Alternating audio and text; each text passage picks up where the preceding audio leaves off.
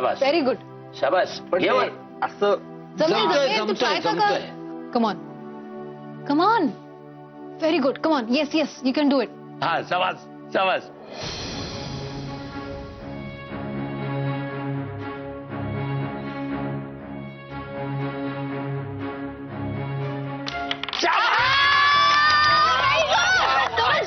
Very good. शाबास शाबास.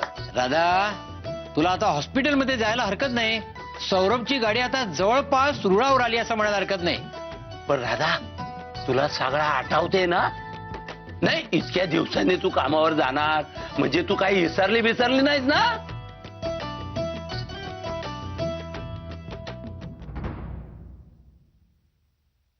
ओ God जीजू मला काहीच आठवत नाहीये. आता मी काय करू? अरे मग आता परत अभ्यासाला बसावं लागणार तुला. हो काय हो? नाहीतर तिकडे ऑपरेशन थिएटर मध्ये त्या सूर्या कात्र्याऐवजी विळी मागशील. हो ना, नाहीतर ऑपरेशन थिएटर मध्ये पार्टी लावायला लागेल. येथे माणूस खाऊन मिळेल. पण जीजू आम्हाला नेहमीच अभ्यास करायला लागतो. नेहमी अप टू डेट असावं लागतं. आता बघा ना मला पॅरिसला जायचंय तर मला कॉन्फरन्सची तयारी करायला लागणार आहे. असं नाही? रोज डेलिगेशन्स बरोबर मीटिंग असेल माझी. सगळं कम्प्युटरवर चालू आहे त्यामुळे ठीक आहे. त्यामुळे घरी बसून माझी कामं होत आहेत. पण पुढचे 3 दिवस मात्र मला जावं लागेल. दादा अगं तुझं विजाचं झालं की नाही अजून? हो सई मॅम बरोबर गेले होते ना मी. आता मुख्य म्हणजे तिकडच्या कॉन्फरन्सची तयारी चालू आहे. तिकडचं प्रेझेंटेशन, माझे अनुभव, त्यांचे अनुभव, नवीन औषधं, ट्रीटमेंटची नवीन पद्धत. खूप काम आहे पण मी खूप एन्जॉय करते.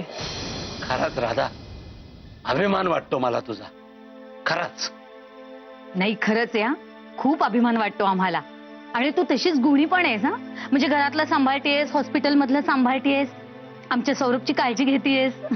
खरंच ग्रेट आहे. नाही पण खरंच सौरभ. मनापासून बोलतो तू. आणि आज ती घरातलं सांभाळते. मला झोप आली. कॅरम बंद करा बास आता. अरे असं अजून खेळायचं नाही पाहिजे. असं एवढा डाव पुरत नाही. नाही खेळायचं तर झोप आली. डाव मोडला सगळं. कशाला मोडला तू सगळा? नाही खेळायचं झोप आली प्लीज. यश अण्णा त्याला झोप आली आहे ना, झोपू देत त्याला. तुम्ही बाहेर जाऊन खेळा. चला चला उचला उचला. चल चल ठीक आहे चल. आपण आपले बाहेर खेळूया. चला डाव जसा खेळायचा का परत लावायचा? तिकडे तसं लावूया. खेळायचं. उचला पहिला. सावकाशी सावकाशी. या. तो स्ट्रायकर राहू दे तिकडे, इकडेच पडेल. नाही नाही. हा चल. या. हा चल.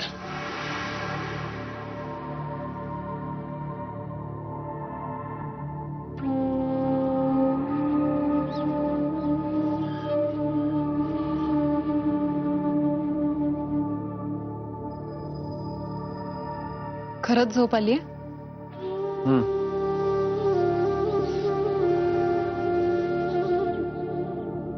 मला माहितीये की मी पॅरिसला चाललीये ना म्हणून तू रागवलायस.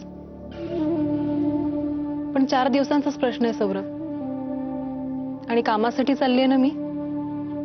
काम झालं की परत धावत तुझ्याकडे. काय माहित, तिकडे एखादी मानाची ऑफर मिळाली तर ती घेशील आणि राहशील कायमची तिकडे. राहू दे.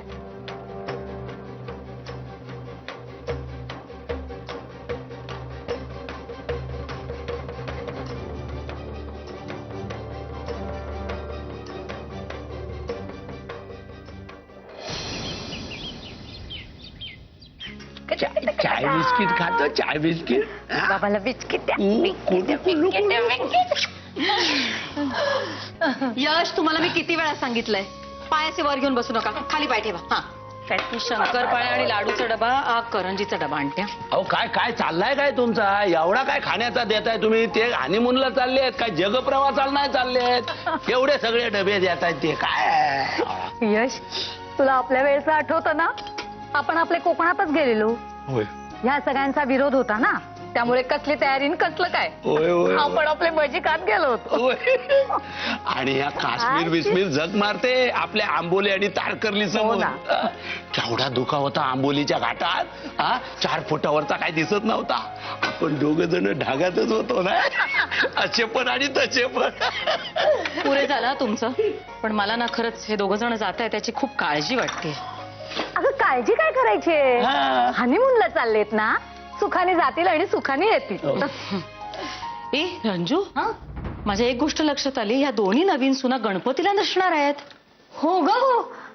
उगं हो काय, सगळं आपल्यालाच करावं लागणार आहे. ही चालली आहे हनीमूनला आणि राधा जाणार आहे पॅरिसला. अगं नाही, राधा गणपतीच्या आदल्या दिवशी येते ना पॅरिसहून. हो का? हो. चला मग ठीक आहे. नाही म्हणजे गणपती पण तिच्या पदरात पडतील आणि पॅरिस सुद्धा. काय आणि राधाचा हा पहिलाच गणपती. हो तिला तर काही येतच नाही. म्हणजे मोदक करताना तिची लई मजा येणार. काय यश. चला चला त्यांचे डबे घेऊन जाऊया, आपण गप्पा मारत बसलो. मी काय म्हणतो, एवढा सगळा द्यायलाच पाहिजे काय, तिकडचा काहीतरी टेस्ट करायला ठेवूया थोडा. अहो तसं नाही हो, तिची तब्येत बरी नाहीये ना, म्हणून आपण आपलं घरचं देते बरोबर, असं काय? काळजी घेतल्यासारखं नाही का. ते पण बरोबर आहे. खरं तर त्यांनी तिचं ऑपरेशन करूनच जायला हवं होतं.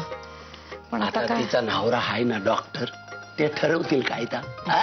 तुम्ही कशाला टेन्शन घेताय. चला चला चला देऊया त्याला. ए हो, चल चल. तू चल चल सोडायला जाऊया. चल या या या लोक या. सौरभ, चल बाहेर चल ना, केदार आणि गार्गीला बाय म्हणूया, ते निघाले. जाऊ दे ना त्यांना, सगळेच चाललेत, तूही चाललीस पॅरिसला. ते मी कामासाठी चालले, ते हनीमूनला चालले. मग तूही जा हनीमूनला. एकटी? का? तिथे कोणीतरी भेटेल ना तुला.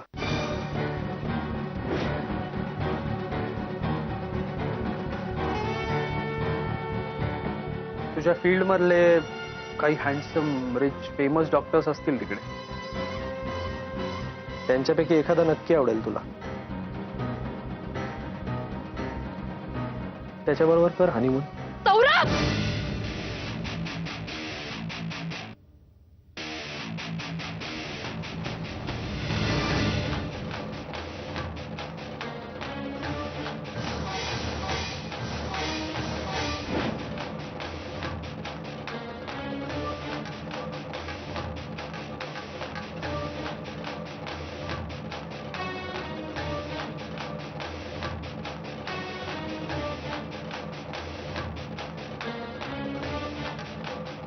असा विचार करतोस तू माझ्याबद्दल? तुला सोडून जाताना पाय निघत नाहीये माझा, आणि तू असं बोलतोयस. काय काय म्हणणं काय तुझं? मी पॅरिसला जावं नाही हेच ना? ठीक आहे, नाही जात मी. तुझ्या पायाची दास येऊन बसते मी.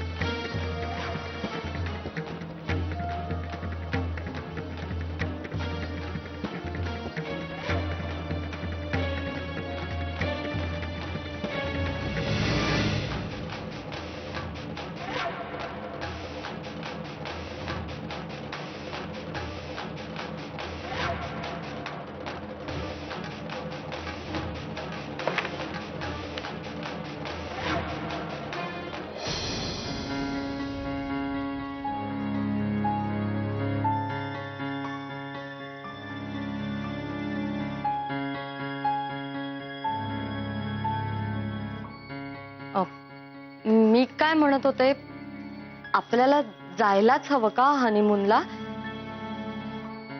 ते सुद्धा काश्मीरला? का? काय प्रॉब्लेम आहे?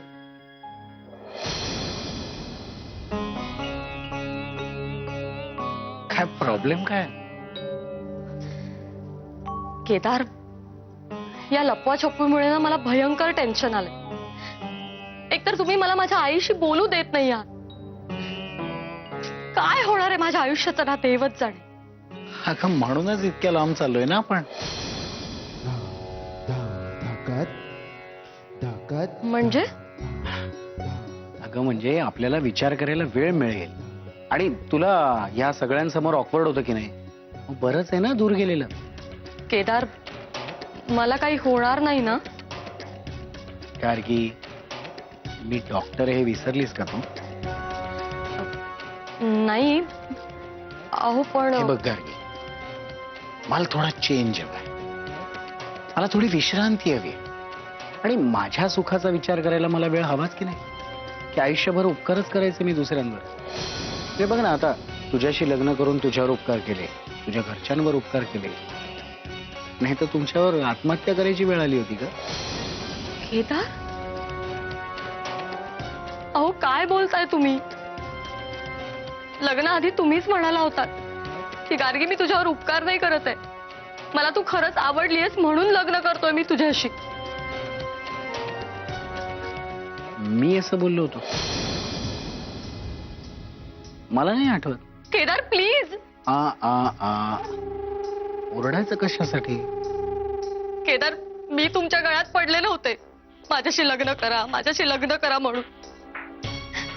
लग्नाचा प्रस्ताव तुमचा होता, कारण तुमचं माझ्यावर प्रेम होतं म्हणून. आणि असंच जर का वागायचं होतं तुम्हाला माझ्याशी, तर का केलं हे लग्न तुम्ही? कळेल तुला हळू. चल निघूया. मला नाही जायचंय.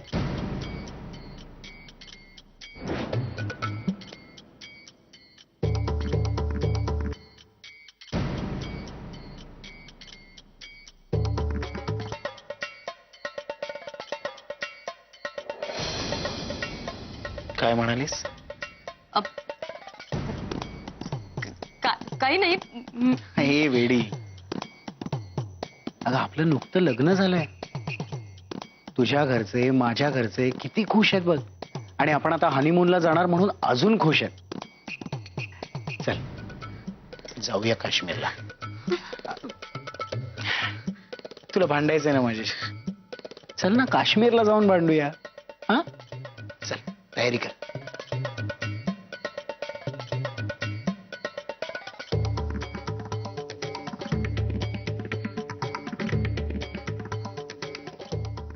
अरे लोणावळा, खंडाळा, कोल्हापूरचा पन्हाळा, बेंगलोर, गोवा आणि काश्मीरला, आता कुठं कुठं जायचं हनीमूनला, आता कुठं कुठं जायचं हनीमूनला.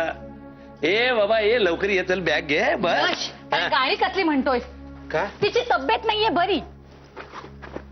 ते पण खराच. नाही, आता तुम्ही ठरवलंच ते जायचं तर जा, पण सांभाळून जा. काश्मीरला जाताय म्हणून काळजी वाटते, दुसरं काही नाही. नंदनवन आहे ते भारताचं, पण सांभाळून राहा म्हणजे झालं. आणि गार्गी, तुझी तब्येत नाहीये बरी, तेव्हा कितीही मोह झाला ना तरी बाहेरचं काही खाऊ नकोस हा. हे बघ, सीमानी काय काय बनवून दिलंय ते खा, आणि जिथे जाल ना तिथलं गरम ताजं अन्न खा. रंजू, मी एक डॉक्टर आहे, तू विसरलीस का? मी काळजी घेईन तिची.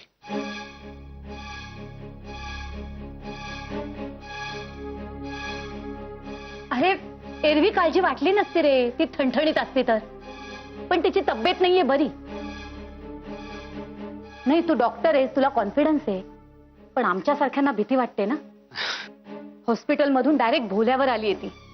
लग्न करून घरी आली ती निजूनच आहे. नाही, ह्याच्यात तिची चूक आहे असं नाही मला म्हणायचं. नाही, माणूस आजारी असला की निजणारच ना. हो ना, पण म्हणूनच मला वाटत होतं की तिचं अपेंडिक्सचं ऑपरेशन झाल्यावर तुम्ही काश्मीरचा प्लॅन करावा इतकंच.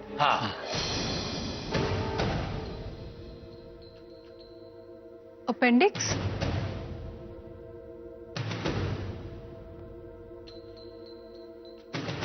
राधा, आता तू अजून घाबरवू नको हा गार्गीला. तिला काही होणार नाहीये, आणि काही झालं तर मी आहे ना, डॉक्टर आहे मी काळजी घेतोय तिची. आणि आमचं नवीन नवीन लग्न झालंय यार, हनीमूनला चाललोय चांगले, तर आम्हाला चिअरअप करायचं सोडून तुम्ही सगळे टेन्शन काय देताय आम्हाला? गार्गी, आपण निघूया. चल, आपण इथे अजून थांबलो ना तर जाऊच नका असं म्हणतील सगळे. चल चल, फ्लाईट चुकेल आपली. एवढा काही उशीर झाला नाही हा केदार, अजून बराच वेळ आहे. मुख्य म्हणजे सीमा कोपऱ्यावरच्या गणपतीच्या देवळात गेली. तिने गणपतीला अभिषेक करायला सांगितलाय. तेव्हा जाता जाता दोघही जण मंदिरात जा, अंगारा प्रसाद घ्या, देवाच्या पाया पडा आणि मग निघा. हो हो, नक्की. चल गार्गी. केदार, मी गार्गीसाठी अजून 2-3 औषधं देते. जवळ असलेली बरी. हं? अगं त्याची गरज नाहीये काही. अरे गरज कशी नाहीये, ती देते ना औषधं. हा जा बरं तू. हा चला.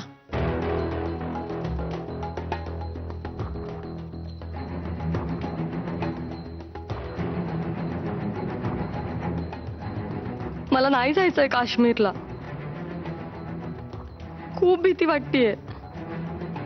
गार्गी बाळा सगळा घेतलायस ना, तुझी औषधा बिवषधा सगळ्या बरोबर घेतलीस ना, नाहीतर तिकडे जाऊन नको गडबड व्हायला.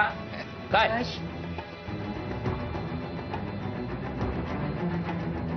गार्गी, गार्गी, बाळा तुला भीती वाटतेय का? हा, काळजी वाटतेय का तब्येतीची?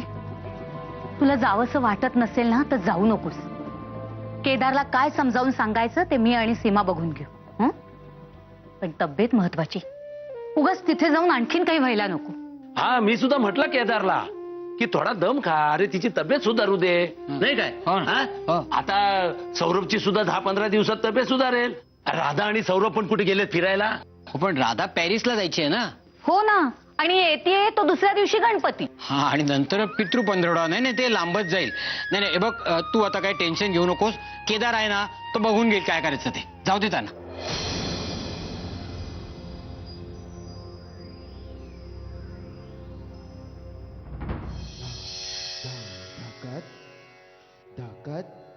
केदार, गार्गीच्या अपेंडिक्सचा हा काय प्रकार आहे? राधा, मी घरी सांगितलं नाहीये गार्गी प्रेग्नंट आहे म्हणून.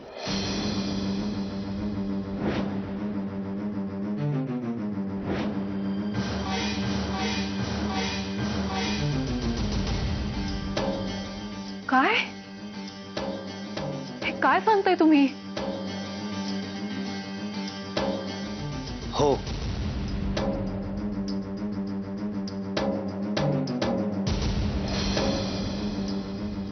आपलं ठरलं होतं ना घरी सगळं सांगायचं म्हणून. तुम्हाला धाडस होतं ना मला सांगायचं ना. मी बोलले असते सगळ्यांशी. राधा राधा, तू काय किंवा मी काय, आपल्या दोघांपैकी कोणी जर घरी हे सांगितलं असतं की गार्गी दुसऱ्यापासून प्रेग्नंट आहे आणि मी लग्न करतोय तिच्याशी, तर काय झालं असतं? कोणीही सपोर्ट केला नसता. चाललं असतं. फार फार तर काय झालं असतं, हे लग्न झालं नसतं ना. अगं पण मला हवं होतं हे लग्न. मला आवडते गार्गी, मी मनापासून प्रेम करतो तिच्यावर. मग तुम्ही घरी सांगायला हवं होतं. मी आणि सौरभनी सुद्धा घरच्यांच्या विरोधात लग्न केलं ना. आता तर मी, सौरभ, आईबाबांनी सगळ्यांनी सपोर्ट केलं असतं तुम्हाला. ही अशी खरी परिस्थिती न सांगता लग्न करणं म्हणजे फसवणूक आहे. आता सगळे मला, माझ्या आईबाबांना दोष देतील. तेच तर हवंय मला. केदार, हे काय बोलताय तुम्ही? तुम्ही सांगितलं की घरच्यांना तुम्ही सांगणार, म्हणून मी काही बोलले नाही. तिथेच माझं चुकलं. मीच घरच्यांना सांगायला हवं होतं. ही अशी फसवणूक. राधा, शांत हो, शांत हो. फसवणुकीचं दुःख काय असतं हे तुला कळायला हवं ग. मला फसवून सौरभ बरोबर तू पळून गेलीस. आता त्यातनं सुटलीस, पण पण मला किती दुःख झालं. आता या फसवणुकीचं पातक तुझ्या माथी आहे. म्हणजे फसवणुकीचं दुःख तुलाही कळेल.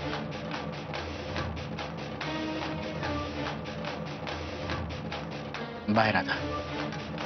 नाही, या सगळ्याचं सोक्षमोक्ष लावल्याशिवाय मी तुम्हाला जाऊन देणार नाहीये. सोक्षमोक्ष?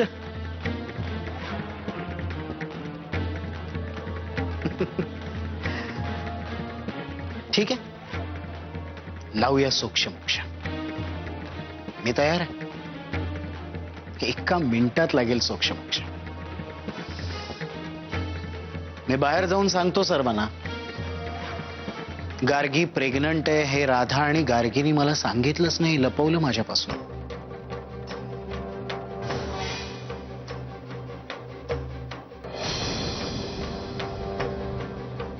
चालेल?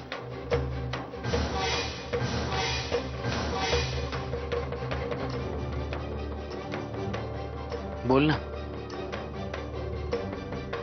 चालेल? केदार, सोपं नाहीये राधा. हे बघ, आपण असं करूया, मी काश्मीरला जाऊन येतो, मग शांतपणे या विषयावर बोलू. हा, पण प्लीज तोपर्यंत कोणाला काही सांगू नकोस. नाही तर हे असं सांगायला मला सहज जमेल. आणि अजिबात काळजी करू नकोस, तुझ्या बहिणीची मी खूप चांगली काळजी घेईन. खरंच मी खरंच प्रेम करतो तिच्यावर. विश्वास ठेव. तुला विश्वास ठेवावाच लागेल, पर्याय नाहीये. चल बाय.